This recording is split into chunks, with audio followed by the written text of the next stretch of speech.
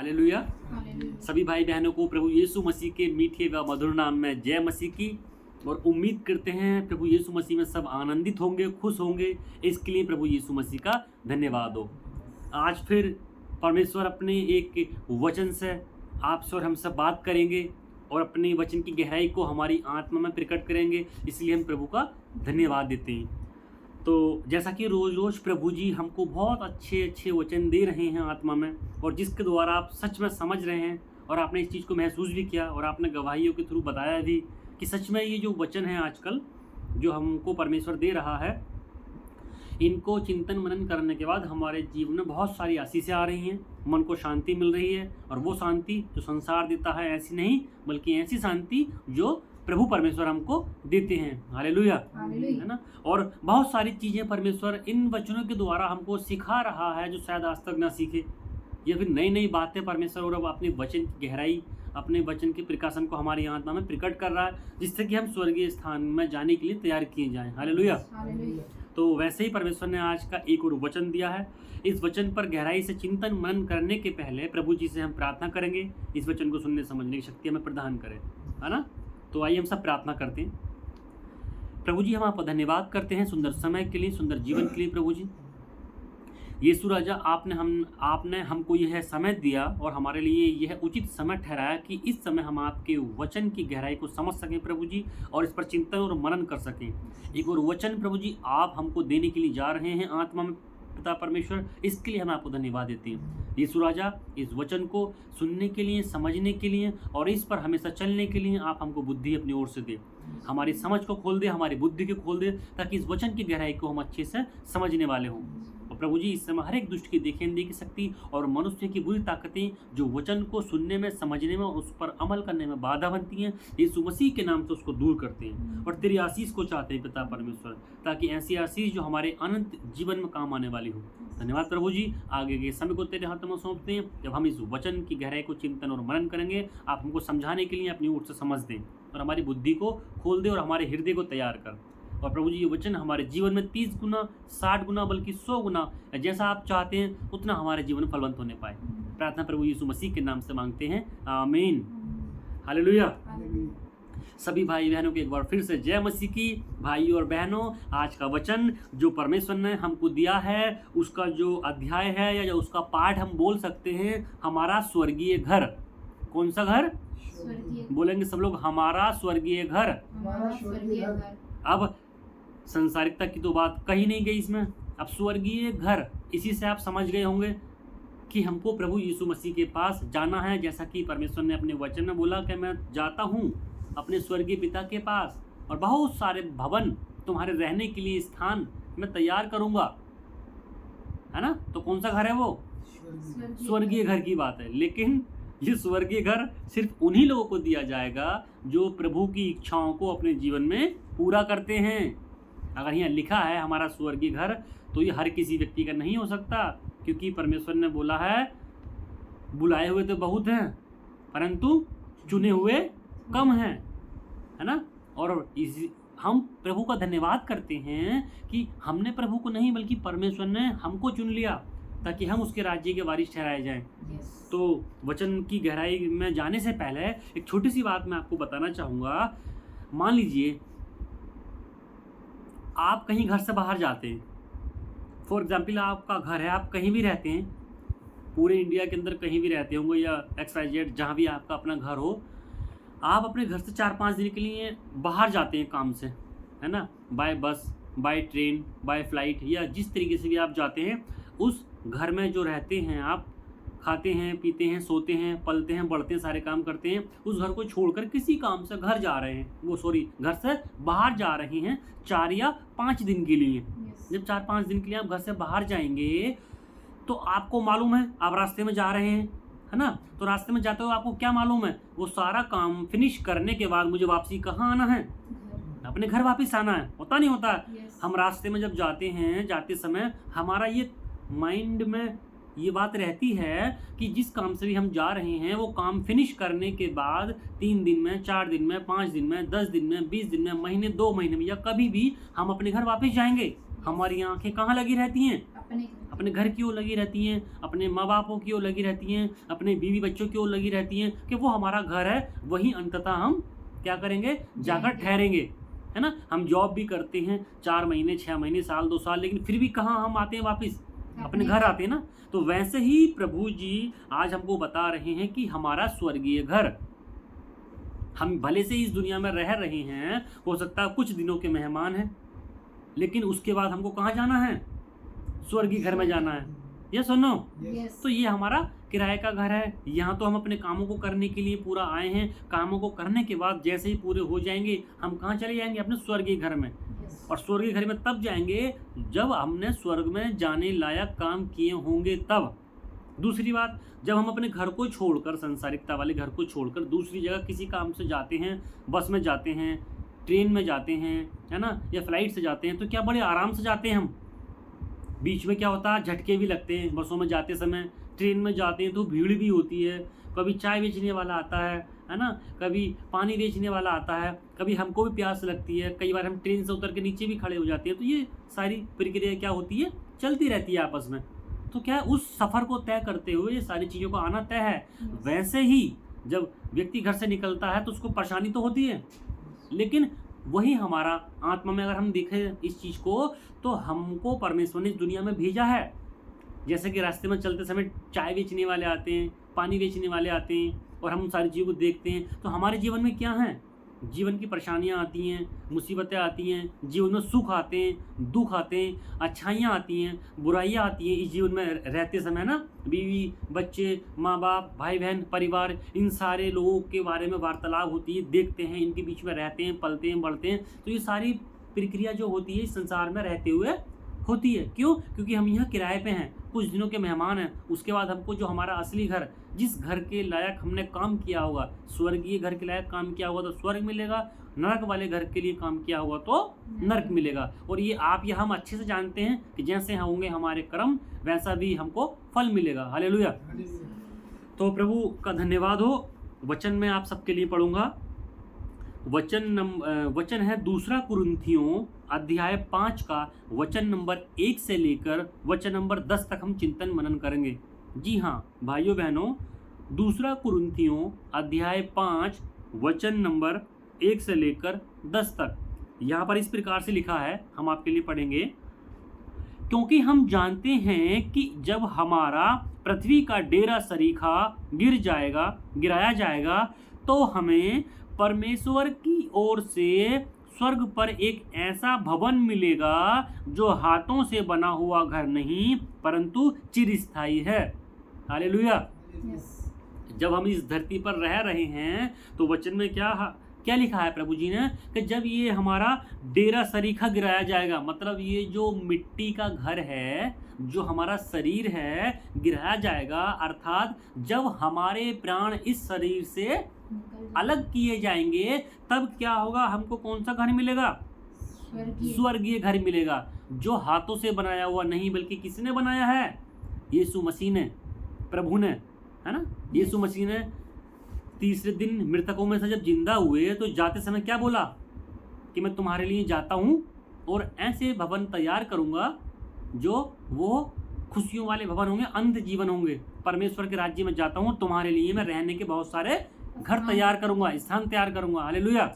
ये उसकी बात करी गई है कि क्योंकि हम जानते हैं, ये आपके और हमारे लिए कहा गया है जो परमेश्वर के वचन पर चलते हैं, क्योंकि हम जानते हैं जब यह डेरा सरीखा गिराया जाएगा तब हमको क्या होगा, स्वर्गीय राज्य में एक ऐसा चिरस्थायी घर मिलेगा जो हाथों का बना हुआ नहीं है। अर्थात वहाँ तमाम तरह की खुशियाँ होंगी, आनंद ही आनंद होगा, सुखमय जीवन होगा, दुख, मुसीबत, संकट, क्लेश, चोरी, व्यभिचारी, लालच, इन सारी चीज़ों का कोई भी वहाँ नामो निशान नहीं।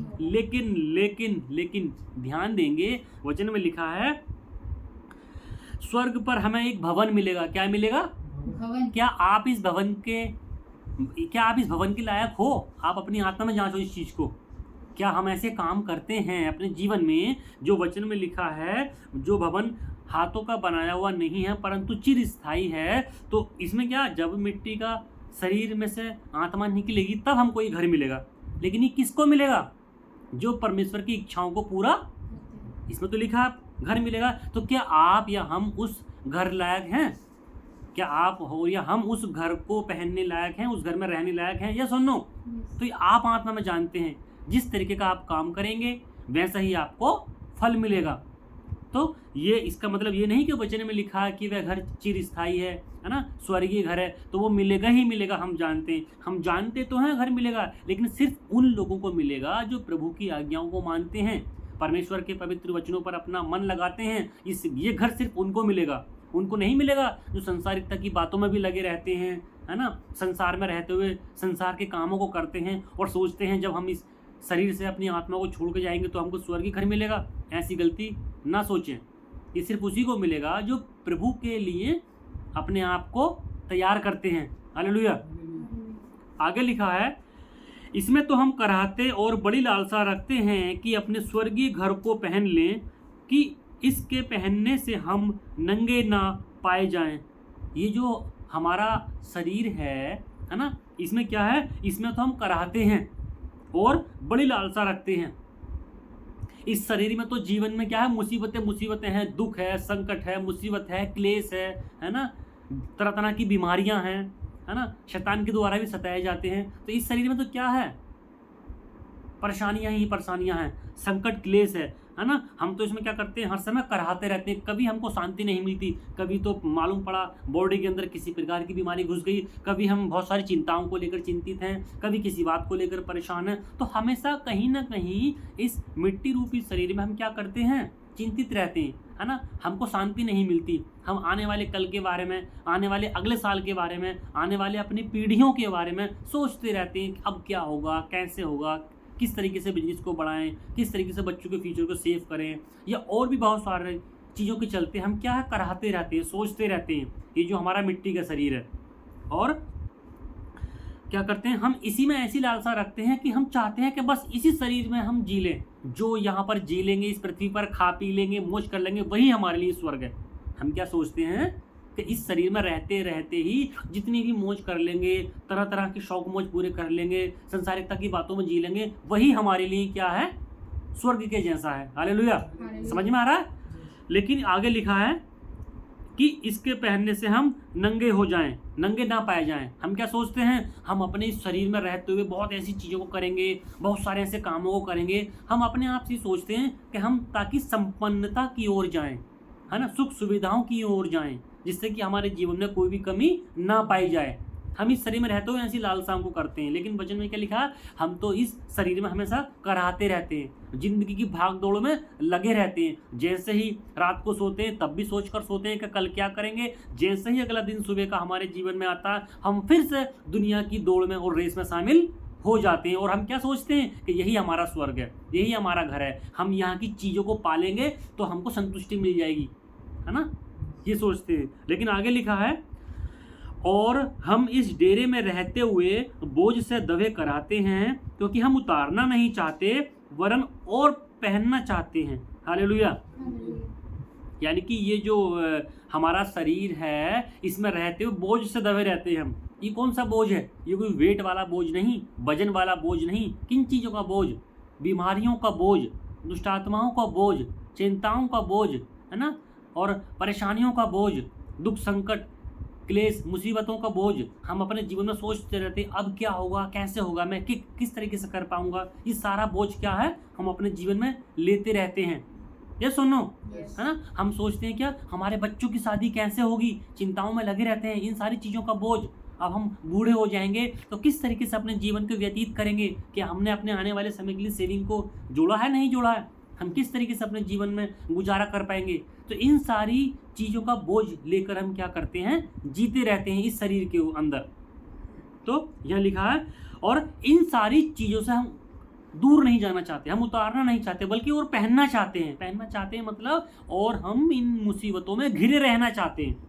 जबकि परमेश्वर के वचन में लिखा है, हे मेरे बेटा और बेटियों, मेरे पास आओ और अपना बोझ मेरे ऊपर डाल दो। ये कौन सा बोझ है? उधर तो परमेश्वर बोल रहे हैं कि अपना बोझ मेरे ऊपर डाल दो, इधर हमारे बोझ की बात करी गई है कि हम अपने इस बोझ में दबे हुए रहते हैं, इसको लिए हुए फिरते रहते हैं। तो कौन सा बोझ है ये वही बोझ है, दुखों का बोझ, बीमारियों का बोझ, चोरी का बोझ, है ना, गंदी गंदी बातों का बोझ, है ना, अपवित्रता का बोझ। ये सारा बोझ हमको किसको दे देना है?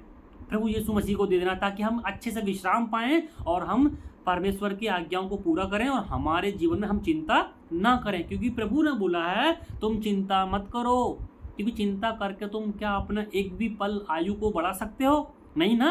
तो हमें चिंता करने की क्या ज़रूरत है, बल्कि प्रभु का धन्यवाद करो कि परमेश्वर आज के दिन की रोटी तू हमको दे और जैसा तू चाहता वैसा हमारे जीवन में हो। कल अपनी चिंता स्वयं कर लेगा। Hallelujah, hallelujah. समझ में आ रहा नहीं आ रहा?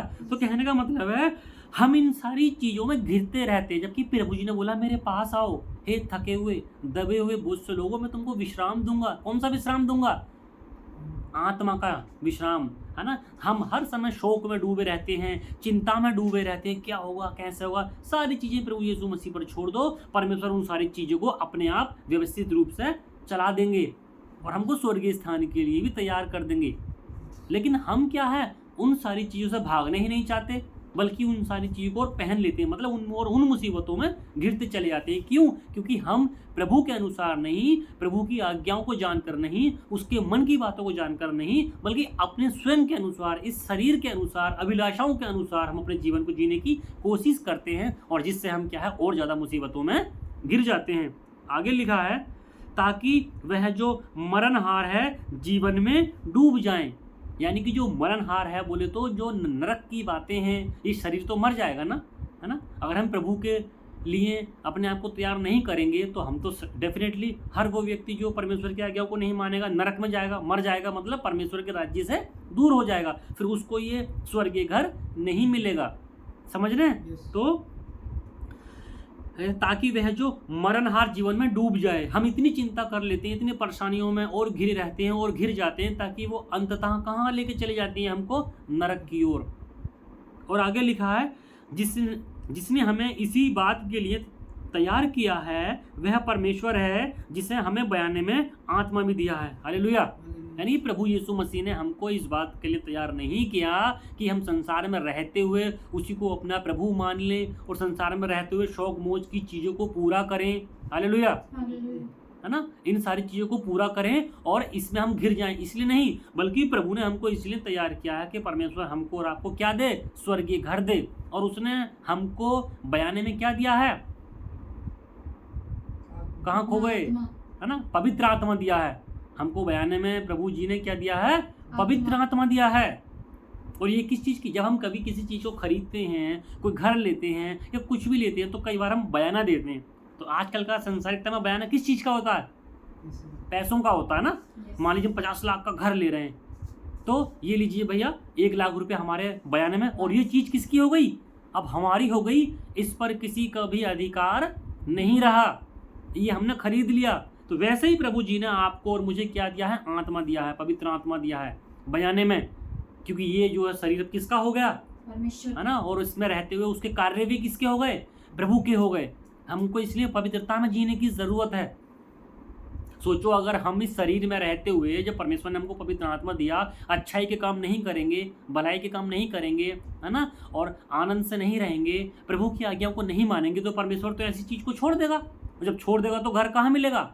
नरक में मिलेगा। जब हम किसी प्रॉपर्टी को लेते हैं और अपना बयाना देते हैं, और अगर उस प्रॉपर्टी में कोई कमी पाई जाती है, कोई दखल अंदाजी होती है उसके अंदर, या वो प्रॉपर्टी फ्रेश नहीं होती, झगड़े की होती है, तो हम क्या करते हैं? उससे अपना जो बयाना होता है वो क्या करते हैं? तो ऐसी परमेश्वर ले लेगा। अगर इस शरीर में रहते हुए प्रभु जी ने हमको बोला कि अब हमने तुमको पवित्र कर दिया, जाओ प्रभु के नाम से प्रभु को, लोगों को बचाओ, उसकी आज्ञाओं को मानो, परमेश्वर के भय में रहो, चोरी मत करो, झूठ मत बोलो, लालच मत करो, व्यभिचार मत करो, इन सारी चीज़ों को परमेश्वर ने क्या कर दिया? मना कर दिया। नहीं करना तुमको। क्यों नहीं करना? क्योंकि मैं तुमको बदले में पवित्र आत्मा देता हूँ। अब हम किसके चलाए चलेंगे? आत्मा के अनुसार चलाए चलेंगे। क्यों? क्योंकि प्रभु के हम हो गए हैं। अब परमेश्वर ने हमको आत्मा देकर बयाने में ले लिया है, खरीद लिया है। तो इसलिए अगर हम परमेश्वर के अनुसार चलेंगे तो स्वर्गीय घर हमको मिलेगा। हालेलुया। आगे लिखा है अतः हम सदा ढांढस बांधे रहते हैं और यह जानते हैं कि जब तक हम देह में रहते हैं तब तक प्रभु से अलग हैं। हम जानते हैं कि जब तक हम अपने शरीर में रहते हैं तभी तक परमेश्वर से अलग है, लेकिन फिर भी परमेश्वर हमारे आत्मा में क्या रहता है? संग और साथ रहता है। हालांकि हमको ये विश्वास है, हम जब इस शरीर में से निकल के जाएंगे, हमारी आत्मा जाएगी तो हम परमेश्वर के पास जाएंगे, ये सुनो। लेकिन फिर भी हमको ये विश्वास है कि अभी हम भले से ही देह में रहते हैं तब तक प्रभु से अलग हैं, लेकिन जब हमारी आत्मा जाएगी तो हम हमेशा के लिए स्वर्ग के राज्य में परमेश्वर के साथ पाए जाएंगे। और आगे लिखा है, क्योंकि हम रूप को देखकर नहीं पर विश्वास से चलते हैं। कैसे चलते हैं? विश्वास जी। परमेश्वर का वचन कहता है कि धन्य हो तुम जो तुम विश्वास के द्वारा परमेश्वर पर क्या करते हो, अपना विश्वास और गहरा करते हो, है ना। तुमको विश्वास है कि प्रभु यीशु मसीह ही स्वर्गीय पिता का बेटा है, उसी के द्वारा हमारा उद्धार होगा। तो ये हमारा क्या है? विश्वास। और परमेश्वर इस विश्वास के थ्रू बोलना ही अच्छी बात है।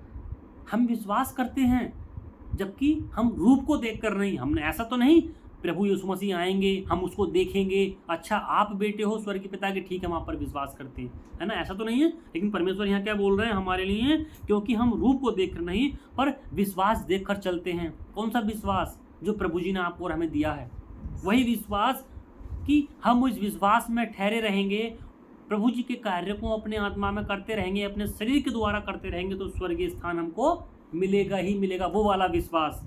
आगे लिखा है, इसलिए हम ढांढस बांधे रहते हैं और देह से अलग होकर प्रभु के साथ रहना और भी उत्तम समझते हैं। हालेलुया। इन देह से अलग होकर, इसका क्या मतलब है? समझ में आ रहा है किसी को? देह से अलग होकर का यहाँ परमेश्वर हमको बोल रहे हैं, हम अपने शरीर के द्वारा कामों को नहीं करते, क्योंकि शरीर के काम तो कौन से हैं? शरीर के काम तो साफ साफ हैं। लुचपन, बाइबल में लिखा है, लुचपन, चोरी, डाहा, ईर्ष्या करना, है ना, मनमुटाव करना, भेदभाव करना, व्यभिचार करना, ये किस चीज के काम है? शरीर के काम है। परंतु आत्मा के काम तो ये सारे नहीं है। इसलिए यहाँ परमेश्वर के वचन में लिखा है, इसलिए देह से अलग होकर प्रभु के साथ रहना और भी उत्तम समझते हैं। मतलब इसी शरीर में रहते हुए शरीर के कामों को हमें नहीं करना है, बल्कि जो प्रभु जी ने हमारे लिए आज्ञाएं ठहराई हैं उन सारी आज्ञाओं में बने रहना है और परमेश्वर के पवित्र जीवन को अपने पवित्रता में हमको लेकर के चलना है। तो इस तरीके से हम क्या करते हैं, हमारे लिए ये और भी उत्तम बात है। हम शरीर के द्वारा नहीं वरन आत्मा के द्वारा चलेंगे। यस और नो? आगे लिखा है, इस कारण हमारे मन की उमंग यह है कि चाहे साथ रहें या अलग रहें पर हम उसे भाते रहें। इस साथ रहेंगे तो चलो भाते रहेंगे, और अलग रहेंगे तो कैसे भाते रहेंगे? इसका क्या मतलब है?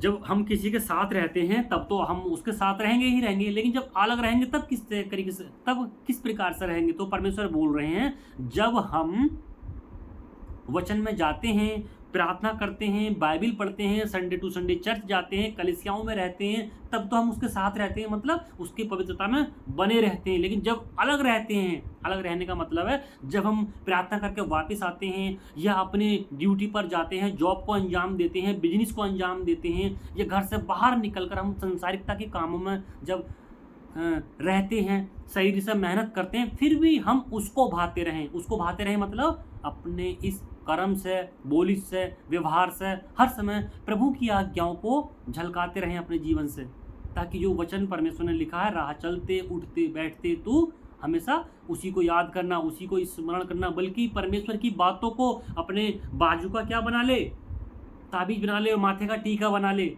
है ना। तो ये वही है, जब हम परमेश्वर की आराधना स्तुति करते हैं तब तो हम उसके साथ हैं, तब तो उसे भाएंगे, हालेलुया, प्रेज द लॉर्ड, पवित्र आत्मा, प्रभु की जय जयकार हो, तब तो उसे भा रहे हैं। लेकिन जब हम अलग आते हैं बोले तो हम मान लीजिए कोई बिजनेस कर रहे हैं तो लोगों से वार्तालाप करते हैं, लोगों से बातचीत करते हैं, हम अपना जॉब जा रहे हैं तो वहाँ बहुत सारे काम करते हैं, है ना, हम बस में जा रहे हैं, हम कार से जा रहे हैं, यानी हम बाहर जब जाते हैं तो चाहे अलग भी रहें फिर भी उसको भाते रहें। मतलब हम जो भी काम करेंगे प्रभु की दृष्टि में रहकर करेंगे, हम कोई काम ऐसे नहीं करेंगे जो उसको बुरा लगे।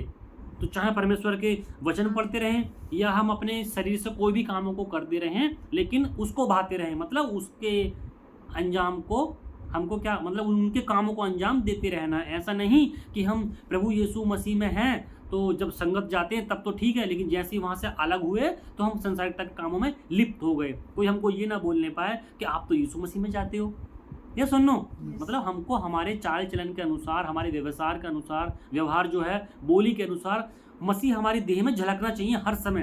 तब भैया वचन में लिखा हम अलग भी रहेंगे तब भी उसको भाते रहेंगे।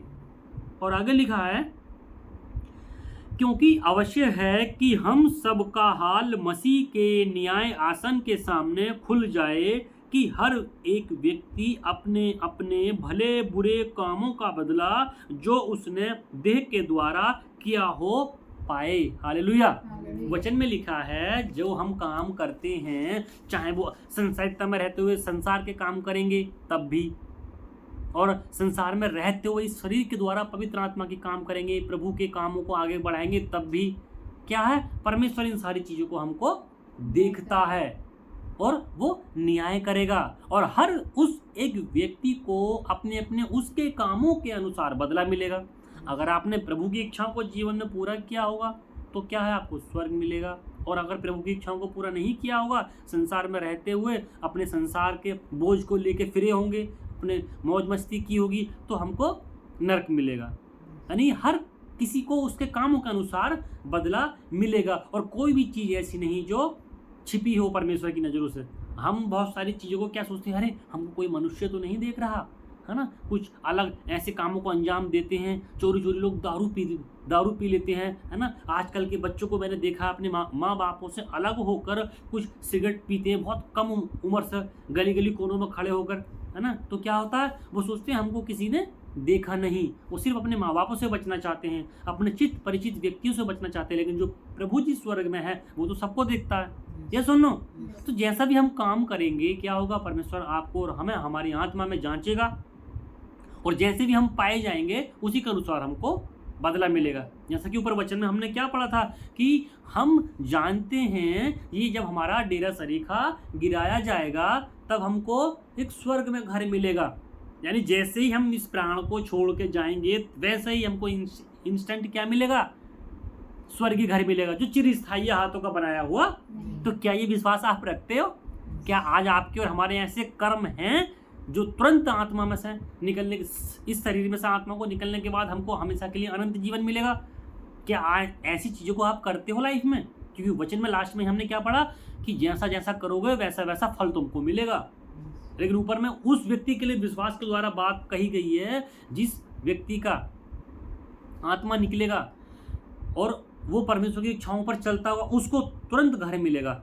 तो क्या आप इस चीज़ के भागीदारी हैं? अगर नहीं हैं तो हो जाओ, और अगर होना चाहते हैं तो परमेश्वर के वचन में बने रहें, परमेश्वर के भय को माने, उसकी आज्ञाओं को फॉलो करें अपने जीवन में, अपने सारे दुख मुसीबतों को, अपने बोझ को लेकर स्वयं ना चलें, क्योंकि हम लोग अपने ज़्यादा दूर तक बोझ को लेकर नहीं चल सकते। उस प्रभु को दो, क्योंकि प्रभु जी ने बोला, हे बोझ से थके हुए और दबे हुए लोगों मेरे पास आओ, मैं तुमको विश्राम दूंगा। परमेश्वर हमको विश्राम देगा, बोले तो शांति देगा, आनंद देगा, है ना, संयम देगा, प्रेम देगा एक दूसरे के प्रति करने के लिए, और उसके बाद लास्ट में हमको स्वर्गीय घर भी देगा। हालेलुया। तो ये आज आपको तय करने की ज़रूरत है। अगर आपको सच में जब इस शरीर में से प्राण निकलेंगे तो आप स्वर्ग जाना पसंद करोगे या नरक जाना पसंद करोगे, वो भाइयों बहनों आपके हाथ में डिपेंड है। दूसरी बात, अच्छे काम करेंगे तो परमेश्वर क्या देगा हमको, स्वर्ग देगा, बुरे काम करेंगे तो नरक मिलेगा। क्योंकि कोई भी बात उस प्रभु जी से छिपी नहीं है, सबके कामों का न्याय होगा।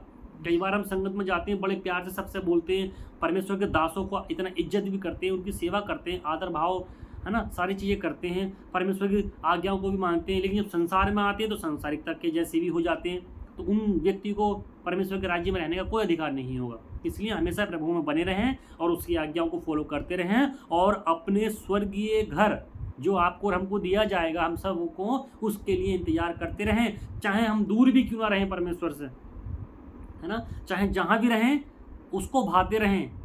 वचन में प्रार्थना में हैं तब तो अच्छी बात है, अगर उसके बाद हम अपने कामों में भी लिप्त हैं, बिजनेस कर रहे हैं, जॉब कर रहे हैं, घर से बाहर जाते हैं, दोस्तों से मिलते हैं, रिश्तेदारों में जाते हैं, फिर भी हमको क्या है, उसकी भय को, परमेश्वर के भय को अपने आत्मा में, अपने मन में हमको बनाए रहना है। क्योंकि कोई भी चीज़ छिपी नहीं जो ऊपर ना खोली जाएगी। हालेलुया। प्रभु इस वचन के द्वारा आप सबको आशीष दे। आइए हम सब प्रार्थना करते हैं। पिता परमेश्वर, हम धन्यवाद देते हैं सुंदर समय, सुंदर जीवन के लिए। प्रभु जी, ये पवित्र वचन जो आज आपने हमको दिया और हमारी आत्मा में पिता परमेश्वर और गहराई से इस चीज़ को प्रकट किया पिता परमेश्वर, कि जब हम इस शरीर को छोड़कर जाएंगे पिता परमेश्वर, जब ये शरीर में से हमारे प्राण निकल जाएंगे, आत्मा निकल जाएगी, तो हमको विश्वास है कि हमको एक अनंत स्वर्गीय घर मिलेगा। और प्रभु जी वहाँ किसी प्रकार का दुख नहीं होगा, शोक नहीं होगा, बल्कि वहाँ आनंद ही आनंद होगा पिता परमेश्वर। प्रभु जी जो वचन में लिखा वही हमारे जीवन में पूरा हो। जैसे ही हम इस शरीर से अपनी आत्मा को त्यागेंगे, तुरंत हमको स्वर्गीय स्थान में घर मिले, जो हाथों का बनाया हुआ नहीं बल्कि चिरस्थायी है, जो आपने बनाया है पिता परमेश्वर। ये विश्वास हमारे अंदर डाल दे प्रभु जी। प्रभु हम इस संसार में रहते हुए अपने आप से कुछ नहीं कर सकते। हम अगर किसी भी चीज़ों को लेकर परेशान हैं तो सारी चिंताएं, सारी बोझ प्रभु जी हम लेकर नहीं चल सकते, वो हम आपको देते हैं। हमारी सारी चिंताओं को, हमारे सारे बोझों को, हमारी सारी मुसीबतों को हम आपके ऊपर देते हैं, और आप हमको टेंशन फ्री कर दीजिए हर चीज़ से। बल्कि आपने हमको तैयार किया है इसलिए कि हम आपके स्वर्गीय स्थान में पाए जाएं और यहाँ धरती पर रहते हुए आपके कार्य को अंजाम दें, वही हम अपने जीवन से काम करें। ऐसी आशीष तू हमें दे।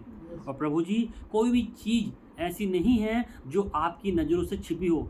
प्रभु जी चाहे हम वो बहुत सारे ऐसे कामों को करते हैं जो गुप्त में होते हैं, जिनको कोई नहीं देखता, लेकिन आप हर समय देखते हैं। प्रभु ऐसी आशीष तू हमको दे। हम चाहे जहाँ भी रहें हमेशा तुझको भाते रहें, अपने कर्मों से, अपने व्यवहार से, अपनी बोली से, अपने चाल चलन से, अपने उठने बैठने से, हर बातों से हम तुझको धन्यवाद दें और तुझको महिमा मिले। प्रभु जी तेरा व्यवहार जो आपने प्रभु जी अपने जीवन में किया, वही व्यवहार आप हमारे जीवन में ट्रांसफ़र कर दीजिए पिता परमेश्वर। आपका चाल चलन हमारे जीवन में आ जाए पिता परमेश्वर, ताकि प्रभु जी हमारे इस जीवन के द्वारा और भी बहुत सारे लोग बचाए जाएं। प्रभु जी जब वो हमको देखें जीते हुए तो वो बोले आप कितने अच्छे तरीके से जीते हो, और सारी ये महिमा और सारा आदर सिर्फ आपके लिए हो पिता परमेश्वर, आपकी बढ़ाई के लिए हो पिता परमेश्वर। क्योंकि परमेश्वर वचन में लिखा है तुम जो जो कार्य करोगे उन सारे कार्यों का बदला तुमको मिलेगा। और प्रभु हम अच्छा करेंगे तो हमको स्वर्ग मिलेगा, और अगर हम बुरा करेंगे तो हमको नरक मिलेगा। तो इसलिए प्रभु हम प्रार्थना करते हैं हम सारे अच्छे कामों को अंजाम दें अपने जीवन से, और हम भी स्वर्ग राज्य के लिए तैयार किए जाएं। प्रभु जी हम अपनी सारी मुसीबतों को और हम अपनी सारी टेंशनों को तेरे हाथों में सौंपते हैं पिता परमेश्वर। अपने सारे जीवन के बोझ को यीशु मसीह आपके हाथों में सौंपते हैं, और आप हमको हल्का कर दीजिए, हमको आत्मा में शांति दीजिए, प्रेम दीजिए और दया और आनंद दीजिए पिता परमेश्वर। सारी बातों के लिए हम धन्यवाद देते हैं पिता परमेश्वर। आपने इस वचन की गहराई को हमारी आत्मा में प्रकट किया, इसके लिए हम धन्यवाद देते हैं। प्रभु जी इस प्रार्थना को और पिता परमेश्वर इस समय को जो आपने हमको दिया आपके प्रति करने के लिए, और आपको हमने इस वचन के थ्रू पिता परमेश्वर आपकी महिमा को जाना, इसके लिए हम धन्यवाद देते हैं। और पिता परमेश्वर हम आपसे ऐसी आशीष मांगते हैं कि हम जो भी कार्य करें आपकी अनुग्रह की दृष्टि में रह करके करें पिता परमेश्वर। प्रभु जी इस वचन के द्वारा हम आत्मा में 30 गुना, 60 गुना, बल्कि 100 गुना फल लाने वाले हों, ऐसी आशीष तू हमको दे। सारी बातों के लिए हम धन्यवाद देते हैं और इस प्रार्थना को प्रभु यीशु मसीह के नाम से मांगते हैं, आमीन आमीन।